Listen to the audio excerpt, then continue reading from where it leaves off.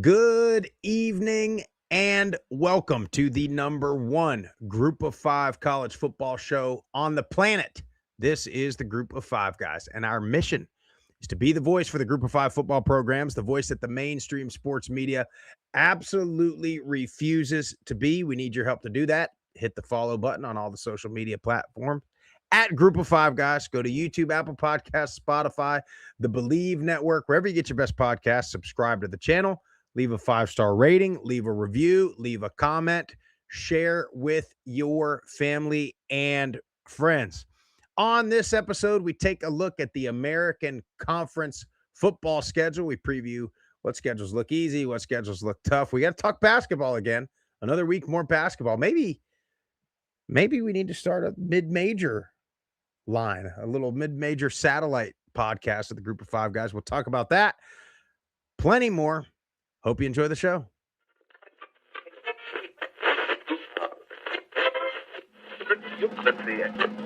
This is the Group of Five guys, and we are coming to you live.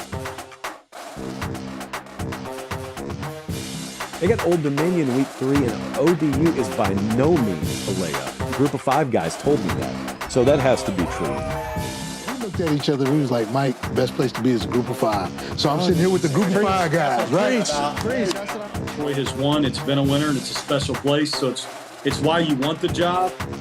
But it's a ton of fun to watch a guy go to the NFL from a Nevada or a Colorado State or a Middle Tennessee or an App State, and fans follow that kid. It was across there. You want to have this thing packed out, have the student section packed out, giving those guys hell on the sideline. I mean, that's part of it. I mean, win or lose, like we're winning the tailgate. There's no better place to be developed in this country than Boise State.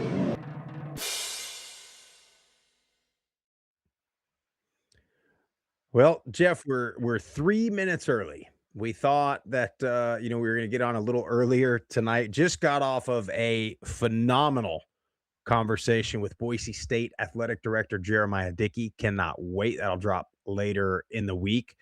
Spent about 30 minutes or so with him.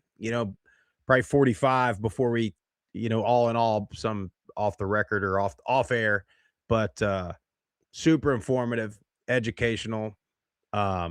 That guy's been one of the few that has been publicly vocal from a position of leadership, fighting the same fight that we and all you guys that are listening and watching are fighting as far as being fans of Group of Five or Group of Six schools. And Boise's the flag bearer. You know what I mean? They are the brand. Even now as the Pac-12 reforms, I don't think anybody would argue that Boise State is the biggest national brand from a football standpoint in the Group of Five or the Group of Six. No, so, without question they are, and appreciate him coming on, taking time with us. Got a lot to get to tonight, Sprouse. The American Conference schedules are out. We got the Miami of Ohio Redhawks just catching all kind of shade, some from Bruce Pearl, by the way. We'll get to that a little bit later. If you're watching on Facebook, on Twitter, come over to the YouTube channel, hit the like button, hit the subscribe button. Turn on the notification bell. That way, every time we go live, it notifies you. Trying to build our YouTube following, so help us out going over there if you're not already a subscriber. 100%. Jeff, before we start talking football, did you see Jim Carrey the other day? Nobody saw Jim Carrey. That wasn't Jim Carrey, pal. I don't know what that was. That was not him. Huge Jim Carrey fan, Liar, Liar, Ace Ventura. That was not him. Even the mannerisms were not. He tried to do like the Jim Carrey, like over-exaggerated laugh kind of thing. And it was just like when I first saw that character, I thought, this is not Jim Carrey, or Jim Carrey has just been filled with more Botox than Hollywood, California's got for the rest of its actors and actresses in one sitting. No, I've never seen anything quite like it. Sprouse, I'm a big tinfoil hat guy. He's been very vocal about the elites and some of the things with child trafficking and all these other things. I'm not so sure they didn't take Jim Carrey out and that's a clone or a stunt double or something. Dude, it's really crazy that like the the most wild conspiracy theories. Like anybody that would have said these things even like 5, 10 years ago would have been, for one, the media would have labeled this person a crazy person. Yeah. And most Americans, myself included, would have been like, yeah, that dude's a total nut job. But now you go back and watch an interview from like the, early 2000s of some child actor, that is now an adult. And you're like, dude, I thought that guy was a crazy person in 20, when I was 16 years old. And now, oh my God, he was right. Telling you. He was right on. So it's a wild world we live in, boys and girls. So Jeff, guys, don't be surprised if you see an appearance from Matt Sprouse or Jeff Murphy in about 10 years and it looks like I got Botox on my face because I came out first about the conspiracies in the group of 5 and the FBS. Because haven't I been saying it? I joke. It's spot on. I joke that it's just like politics and maybe worse than politics, and the media is maybe worse. But man, some of the stuff, man, when we get into this Miami basketball stuff and Bruce Pearl, it's like, boy, oh boy. But anyway, let's talk about the American Conference first. Let's take a look. Let's go team by team here a little bit. Take a look at what we've got. Well, let me ask you this, Jeff, first. You look at the initial thoughts on the conference. For me, it's, what's Tulane going to look like? What's North Texas going to look like? Those are my first thoughts based on what they're going to lose and new staff and the whole thing.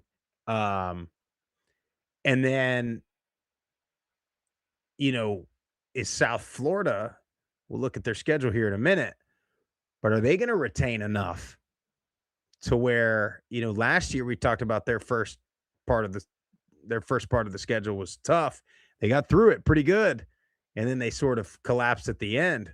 But get this year, can they get through unscathed? So a lot of storylines in the American, a lot of good teams, a lot of good programs, a lot of good games. But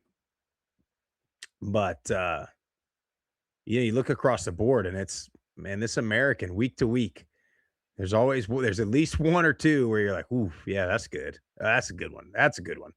Well, you mentioned a couple of them, but it's not just those two. It's Memphis, new coach, North Texas, new coach, South Florida, new coach, Tulane, a lot of new pieces, new players, new administration, and then you got old UTSA sitting over there still.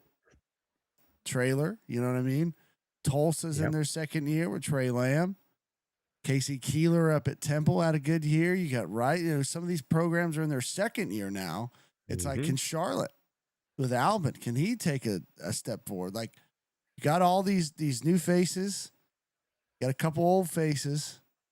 Who has the schedule that kind of lines up that can make a run at this conference right off the bat? Who's got the easiest one, Sprouse? Let's just start there. Well, okay. The easiest one, like at first glance, you think, okay, good team with a relatively easy schedule. Compared to last year, I mean, you got to look at the South Florida Bulls, Jeff. Is there going to be a time when I'm correct on a South Florida Bulls prediction? But might be this year. They've got no Power 4 games. In the non-conference, I mean, they've got FIU. It's home game. I mean, FIU's not a slouch by any means, but you got Kent State.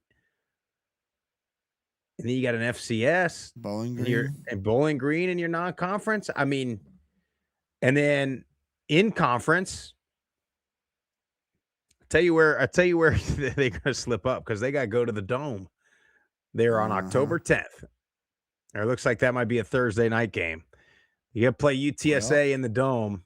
You got them in the Dome, and you got to go to East Carolina. Mm-hmm. That's going to be a tough stretch right there at the end of the year for them. Yeah. at East Carolina, home versus Memphis, at FAU, home versus Tulane to finish. I mean, that'll be tough. But for South Florida over the past couple of years, it's been start hot. Everybody's talking about you, and then you kind of let that one game slip, and then it sort of unravels from there.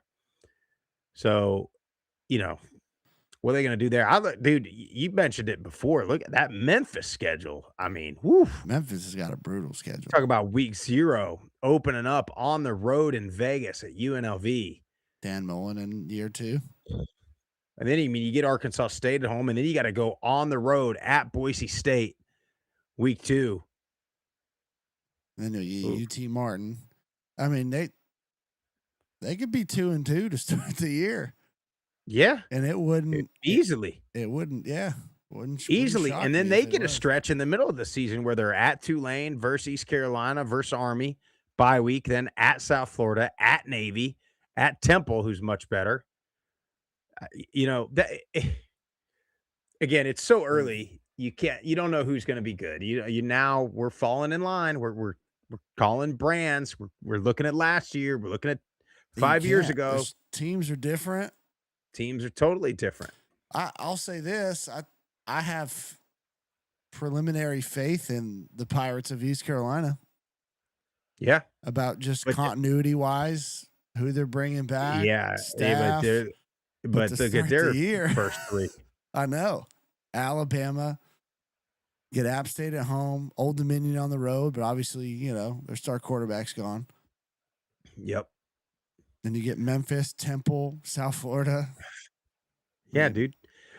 You know what I like that I'm noticing as I look at East Carolina's schedule and then I look at Charlotte's schedule is in those first 3 weeks. I mean, you get East Carolina and App State in Greenville. You get Charlotte and App State in Boone. And then you also have, we just got done talking to Jeremiah Dick, you got Boise State going to Boone. I mean, I know this is an American preview here, but you look at App State's first 3. But I love that they got 2 of those first 3 in-state non-conference. Yeah. There's nothing better than in-state non-conference games. Express. I mean, you got North Texas too. National champion on the road. Yeah. Indiana. UNLV, you get them at home. And then, no, not terribly far, but Texas State. You would think that they're going to be, TJ Kinney does a good job. They're going to be a formidable opponent. Then UConn, we'll see, UConn has Jason Candle now. Mm-hmm. That's a tough 4 game. And then you get right into it with Tulsa, on the road at Tulsa. Yeah. And Jeff, look at Navy again. They get it again. Is this going to be the year? I mean, look at this. They avoid South Florida. They avoid Tulane. They really, I mean, you got to assume North Texas takes a bit of a step back. You would have to. I mean, just by sheer, your entire coaching staff, all of your players are gone. Yeah. So, I mean, Oklahoma State. So, I mean, but could they again be 7-0 before they go play Notre Dame again? Yeah. And then after Notre Dame, you get Temple at home, which Temple's going to be better. But then you get a bye before you got to go play Memphis. Yeah. Which you might be able to get your feet back underneath you if you get a little beat up against Notre Dame. Could this be the year for Navy that they, finish? So it's been the last couple of years for them. They get to Notre Dame and then they lost a lot though. I don't.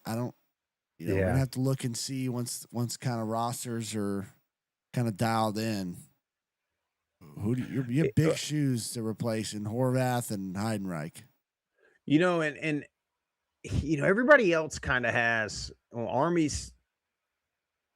opens up early with a game at home versus South Florida, but they got.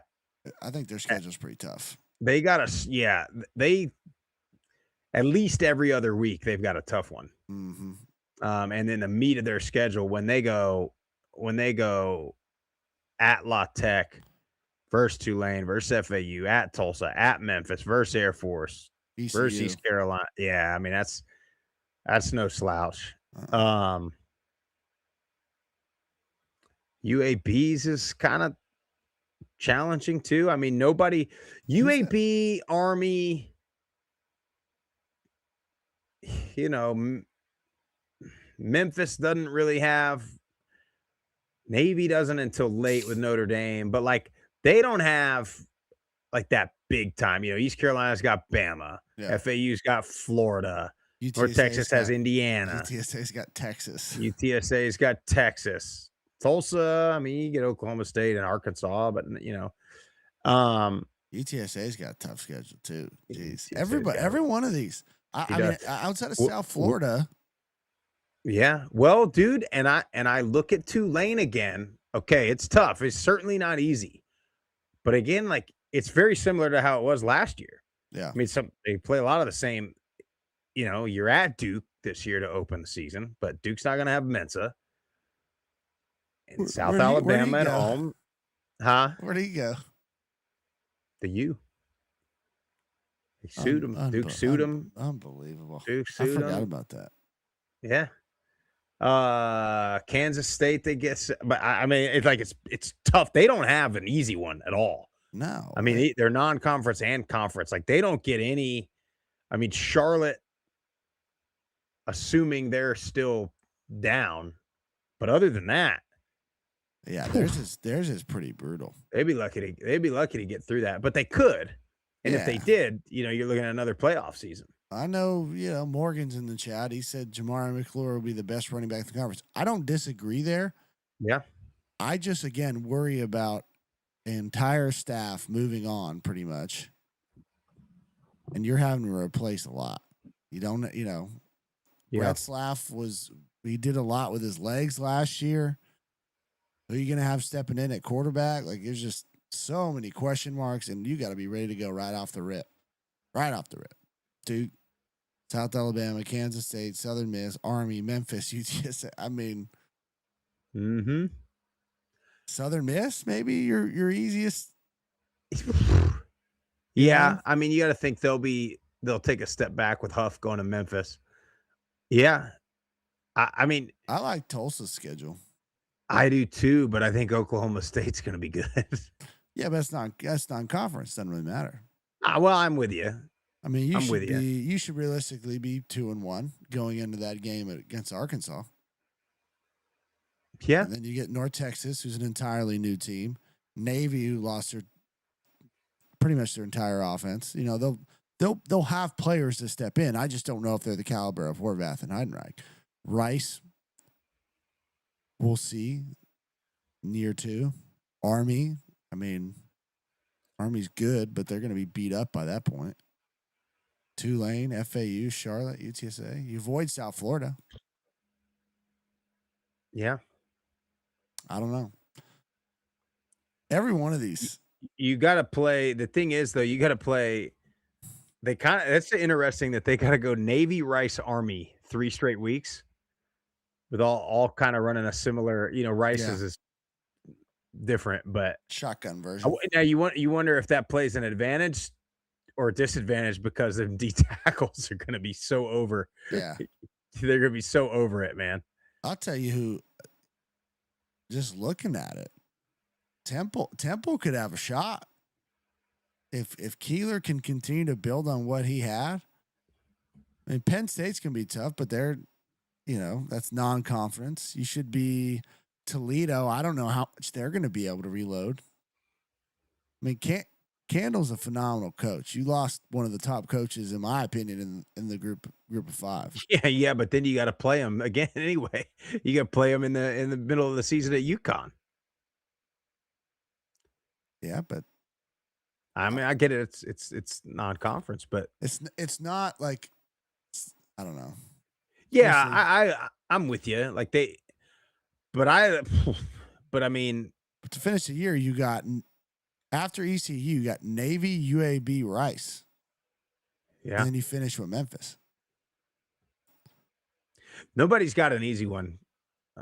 I mean, really. I mean, and even if you said you could even say South Florida, but South Florida, 3 out of their last 4 is East Carolina, Memphis, Tulane. Yeah. So, I mean, again, this is where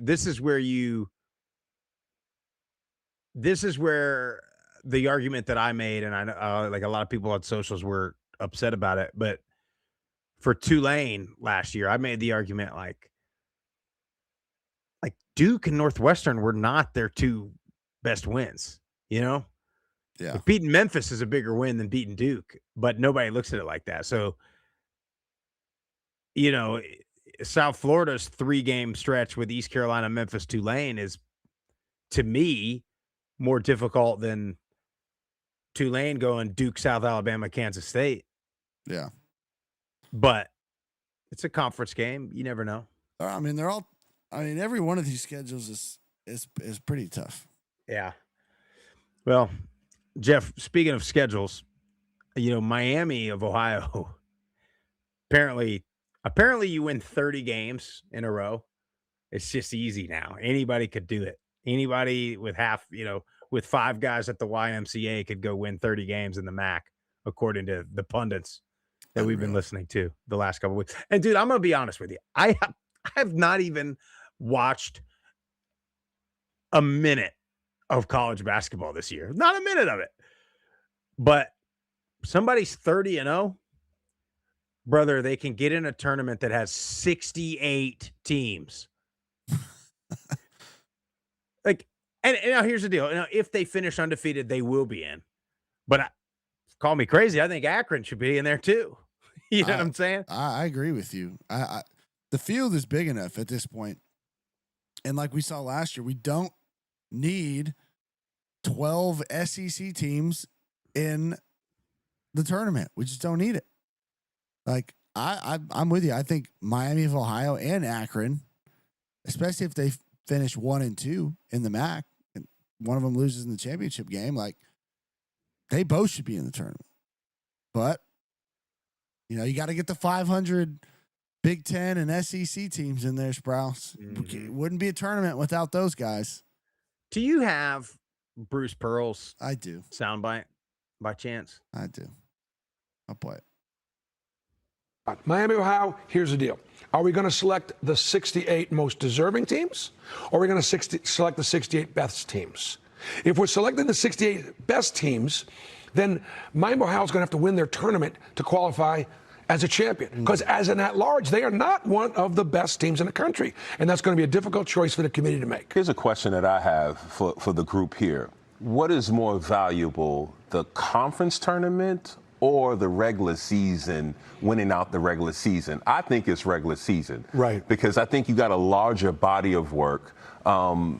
I think they play well, but the unfortunate part of being a mid-major is you got to handle your business not only in conference but also in tournament play. Yes. My son played at the University of New Mexico, and they actually snuck in and won the conference tournament. And that throws off everybody. And they win and they lost to Clemson. But at the end of the day, I think you just got to take care of your business if you're a mid-major team. Yeah. I don't know if the 0 at the end of the season makes a difference unless they win out their conference Because tournament. here's why it's crazy. The MAC has not had multiple teams, multiple bids since 98, 99. So that's almost 30 years ago. And the strength of schedule for Miami of Ohio, 321st. It doesn't look good when we're weighing resumes, which is what's happening with the bubble talk right now. You mentioned New Mexico. Correct. They're one of those first 4 in, first 4 outs. These are always a little deceiving because you don't know who the first 8 in or the last 8 out are. But what is this moment like, this bubble time? I know you're thinking about this right now with your son as well. With all Yeah, I mean, you got to play your way in or you're going to lose your way out. It's just that simple with all these teams. And Mash, to your question,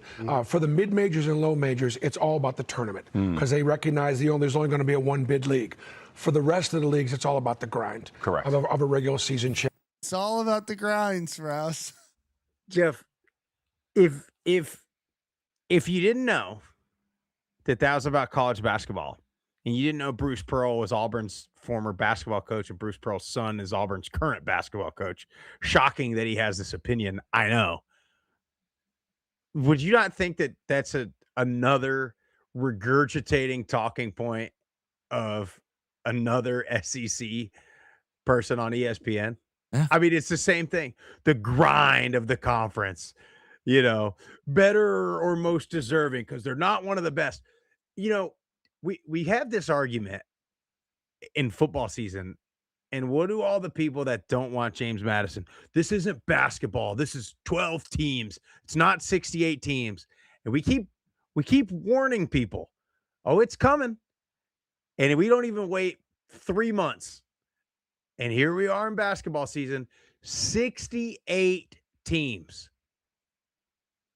And we can't find and why is it just a given that the MAC's a one bid league? I don't know. Like I cannot it's the thing that I hate the most in college athletics is that we assume that a conference is good or bad because of what happened in the past, knowing full and damn well, outside of this Miami team, by the way, the whole starting fives are different on every freaking roster. It's the same. We hear about the SEC in football year in and year out, this and that, mainly because Nick Saban in Alabama ran through the country for 20 years, including the SEC. So now that precedent has made us feel like the SEC, every team, every program is just good, has always been good, has never been bad, can't never be bad. And, we're getting the same thing in basketball. I can't stand it, nor do I understand why, in any situation, why a 500 conference team in the SEC is getting serious consideration over potentially a one-loss team in the MAC. Like their entire schedule, year, all of it. Like to me, it makes no sense. And then they're like, "Oh, well, their schedule's weak." Well, half the time, these other Power Four programs or bigger leagues, they won't schedule Miami of Ohio. They won't schedule San Diego State. Okay, so how are we supposed to get stronger schedules if you won't even field the phone call?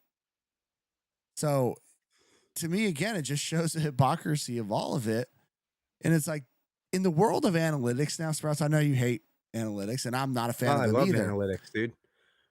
Is there not a mathematical equation, some type of analytic now, that would, if you had a 500 SEC team and a 2 or 3 loss MAC team, couldn't you figure out some type of analytic that could, or equation that could figure out which team is actually better? But I guarantee you they won't do that, because you're telling me a team that has 15 losses, 16 losses, and a team that has 3 losses, like the competition's that much different, especially in basketball? I'm not buying it. Not buying it. Jeff, they think that they have these formulas. That's why you hear stuff like Ken Palm, and in football you hear Massey and all the different ratings and all these things, when it's like, yeah, but one team's played 30 games and won every single one of them. Like, it's the maybe. It's well, we don't think Miami's as good as these other 60 something teams. Yeah, but we know they're better than all 30 of the ones that they played. We know it. And for why Auburn is the one in the argument when they've lost, I don't think they've won a game I don't think they won a game, maybe one game in the month of February they won. So I don't know. Like, I don't know why. Like, if Auburn and Miami played, I'm sure there would be some neutral site odds or whatever. Auburn's 2.5 point favorites or something like that. But we've seen all year long Auburn play in the SEC and lose half their games. Half of the time that they play, they lose. So we know beyond a shadow of a doubt Yep. that team is not the best team in the country. One of the best 68? I mean, maybe, sure. I don't know. But like, this team, Miami, has beaten everybody that's come across. And they've had, again, I've not watched it, but they've had injuries. They've been missing guys. They continue to win. And so if they have one slip up, or, everybody, if and when a mid-major, because it's not like Miami's going to be the only one, by the way, wins a game or two, and anybody tries to make an argument that goes to college football, they'll say, "Oh, but come on, basketball. One guy can get hot and really make a run in the tournament." Okay. So if somebody in the MAC gets red hot and beats Miami in the tournament, that negates their entire season. Meanwhile, the AP and the rankings, everybody loves ranked wins and all these wins. The AP's got Miami at like 17 right now. So if they lose one time because somebody gets hot from three, they're now go from 18 to 69, 70 in the polls. I mean, Jeff, what are we doing? What are we? I don't know. All I do know is that FanDuel has Miami of Ohio plus 50,000. And I got them at $25 to win about 12 grand. So I'm going all in on the Red Hawks. Need them to win. You know, the thing about Miami that I like, Jeff, we've talked about this a lot during the football season, is 4 of their 5 starters are Miami guys. Out of high school, went to Miami, been there. I don't know how old they are. I don't know if they're all seniors. But we've been talking about that in football. Who's going to be the team that just keeps their core for 4 and 5 years and is going to make a run? In basketball, that happens often. That's why you've seen these dominant 5-star first-round NBA picks go to Kentucky, all freshmen, and get bounced early in the tournament. Yep. When they meet a team full of seniors that's been doing it. I'll tell you who's going to make some noise, I think the Liberty Flames. Do you really? Good ball club coming out of Conference USA. We'll see. They got to win. They got to win the tournament, but they're good. Is anybody? They can shoot. I mean, the Blue Raiders, have we just totally fallen off and everything now? Is our women's team still good? Yeah, women's is solid. We're at the top of the conference, but they're not. We're young. We're young. The last couple weeks, several weeks, we have gelled and been playing some really good basketball. I got something in the chat going on. There's a lot going on in the chat. I'm trying to catch up on it too. I mean, I'll say this. Which brand is bigger? Boise State, Washington State, or Oregon State? That's what they're going back and forth. Well, Washington State's got the guy that's been at game day every week for the past. Here's what I think when I say brand, because I know there was some talk about Army and Navy. And yeah, like, of course, the academies have, but to me, it's a different. To me, this is Matt Sprouse' personal take here.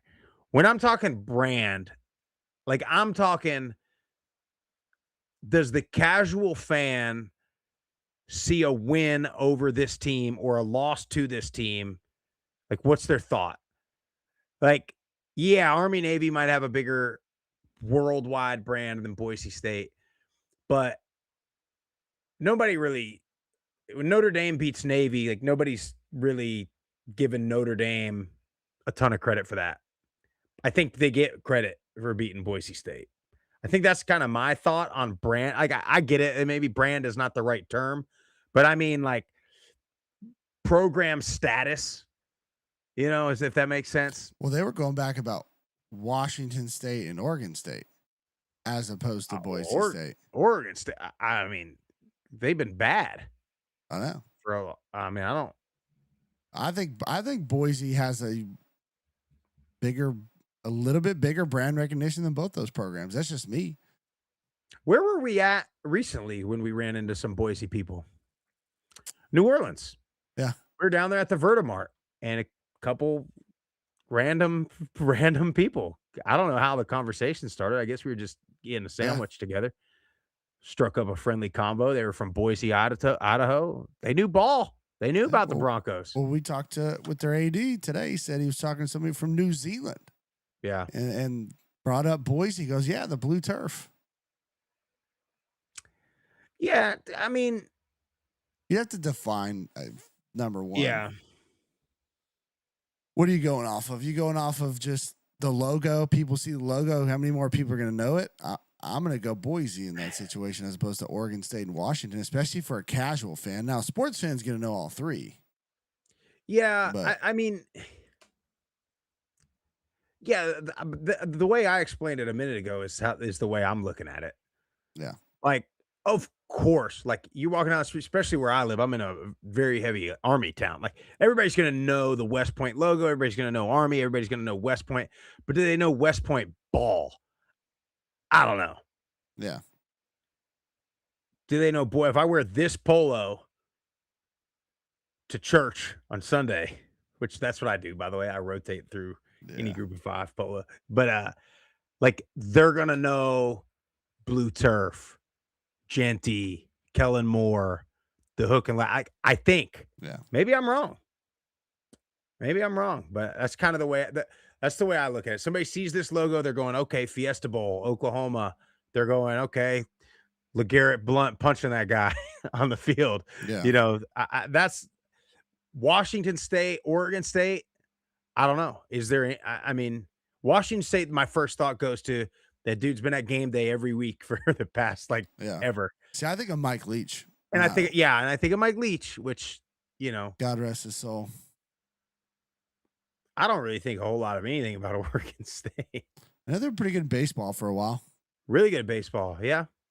They've had some. I mean, they kind of been up and down. They've just been down as of late. I feel like, but yeah, we'll see. We got 2 voicemails we got to get to. Yeah, let's get to them, Jeff, and we'll get out of here a little early. We've been on here since 9:00 Eastern, so let's get to them. Call that hotline 615-900-4286. If you got a hot take, give us your take on that. Who's got the brand? Is it Boise State? Is it who's got the biggest brand in the group of 5? I'm gonna tweet that after this, and we'll get some infighting on the socials going. There you go. But let's see what the voicemails are. Group of 5 guys, what's happening? Josh Bevel here. It's getting a little warm here in Middle Georgia. Them boys in Statesboro, out in southeast Georgia, they're starting spring ball Tuesday, March 3rd, which is tomorrow, the day I'm calling, the 2nd. But, man, I need football back so freaking bad, and we got so long, but it's going to be here quicker than we know it. You know, I'm excited. I like the roster that Coach Helton and co have put together. In the transfer portal, got Max Johnson, got a ton of receivers. Our receiver room is freaking loaded. Our running back room is freaking loaded. I think we improved on the offensive line. Now we lost every single starter on the offensive line. So we've got a ton of new faces in the trenches on the defensive side of the ball as well. But I think they did a very, very good job. I'm really, really excited for the season. Like I said, we got a long way to go, but, just dipping our toe in a freaking spring ball, man, that just freaking fires me up. Football's not back yet, but, I'm happy that we got spring ball back. It's going to be a long, grueling spring and summer for them boys, just like everybody else in the country. Starting to get hot here in Georgia, boys, and I love it. I'm sick and tired of this cold weather. I need this heat back. I need them boys back on Eagle Creek sweating their freaking balls off. I'm excited. Keep up the hard work, fellas. Thank you for all you do. God bless the group of 5. God bless the group of 5 guys. Hail Southern. Josh, we gotta pump the brakes a little bit. We don't know if the receiver room is actually loaded. We gotta see him get on the field. And who are they gonna have throwing that ball this year? Yeah, they got Gata Jam, I think, this weekend. Do they? That was a great time, Jeff. That was a time. good time for the morale of the group of 5 guys. You got the wives out there when we went, and we got Turner West, man, dude. You know that's funny. I was talking about Gata Jam the other night. We had some people over the house, and that's the last time that my wife and I have been overnight away from the kids. Really? Yeah, Gata Jam 2 years ago. Wow, must have been that rough on the in-laws, huh? We ain't got no, we ain't got no village here, Jeff. They say it takes a village. Well, you're looking at it. Oh, you gotta get your ass back up to Middle Tennessee, my friend. You got a village up Trust here. me. Trust me, I'm Jeffrey. trying, man. But yeah, dude, you just like even it's so difficult. I really wish they did like spring scrimmages against other teams or something because you just don't. A guy can even we went to Gata Jam. We Yeah. went to the spring showcase or whatever, and you're like, "Phew, look at these dudes. These guys look good, and they were good. But it's all got to come together on game day. That's it. You know what else we got? Last one. Hey, group of five guys. Happy Tuesday morning. This is Doug. Let's go Liberty. So I got some breaking news yesterday concerning my beloved Flames. I was a little upset about it, so I wanted to sleep on it, not really speak in anger, think about it. So I got up this morning and let me read you. On Monday, as reported by a seaofred.com, John Manson does a great job covering the Flames. Shout out John Manson. On Monday, Virginia Tech announced that the Flames and the Hokies have mutually agreed to cancel their football games scheduled for the 2029 and 2030 seasons. Yeah, mutually. Hokies and Flames were set to meet in Blacksburg in 29 and Lynchburg in 30. The two programs will still face off in Blacksburg in 27 and 28 as previously scheduled. Now, I knew this was coming because they did the same thing to Old Dominion. I guess Virginia Tech is tired of losing to Old Dominion and Liberty, and also Virginia Tech recently canceled a game with James Madison as they attempt to make adjustments to their future football schedules. Now, that's what John Manson writes. What Doug would write is Virginia Tech recently canceled a game with James Madison as they attempt to make adjustments to their future football schedules to add power programs such as Kent State and William and Mary. So anyway, sorry about all that. It's really sad that, you know, you have to be a horrible group of five program to get a Power 4 game. All right, well, I guess that's all I got. Let's go Liberty. Looking forward to the new year. See you. That's what they're going to continue to do. Yeah. Well, and to me, that's where, and I know we're doing it in the group of five, but we just talked about the American schedule where you saw Charlotte versus App, East Carolina versus App, East Carolina and Charlotte in the same conference, but that's what you got to do in Virginia too. And they've got, they've got those games, James Madison, Liberty, Old Dominion. You guys, keep your non-conference regional like that. It's good for all the programs. It's good for the state. It's good for the recruits. The recruits get to watch. I agree. But, in the words of the great Enzo Amore, soft, SAWFT, soft, coming out of Virginia Tech out of Blacksburg. A once proud program too, I know. We'll see if old James Franklin can revive that bad boy. Yeah. Well, I was a fan. No, I like James Franklin, and I'm rooting for him a little bit because I think Penn State just completely made a terrible decision to fire him. I agree. So that's from Matt. Is that all we got, Jeff? That's it. We're gonna get out of here. I gotta go to bed. Appreciate you guys watching and listening to the Group of Five Guys presented by FanDuel. If you like the show, make sure you hit the follow button on all the social platforms at Group of Five Guys. Go to YouTube, Apple Podcasts, Spotify, the Believe Network, wherever you get your best podcasts.